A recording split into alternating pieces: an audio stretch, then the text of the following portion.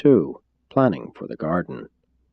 For almost 100 years prior to Tabamantia's inspection, Van and his associates from their Highland headquarters of world ethics and culture had been preaching the advent of a promised Son of God, a racial uplifter, a teacher of truth, and the worthy successor of the traitorous Caligastia. Though the majority of the world's inhabitants of those days exhibited little or no interest in such a prediction, those who were in immediate contact with Van and Amadon took such teaching seriously and began to plan for the actual reception of the promised son. Van told his nearest associates the story of the material sons on Jerusalem, what he had known of them before ever he came to Urantia.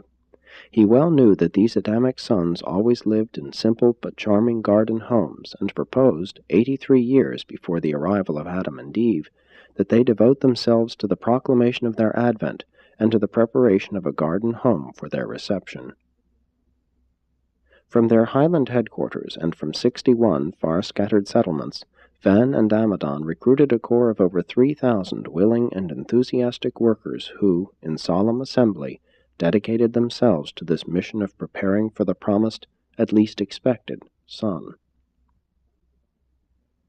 Van divided his volunteers into 100 companies with a captain over each and an associate who served on his personal staff as a liaison officer, keeping Amadon as his own associate.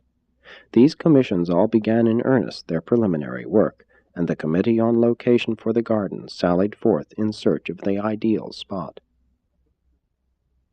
Although Caligastia and Dalagastia had been deprived of much of their power for evil, they did everything possible to frustrate and hamper the work of preparing the garden, but their evil machinations were largely offset by the faithful activities of the almost 10,000 loyal Midway creatures who so tirelessly labored to advance the enterprise.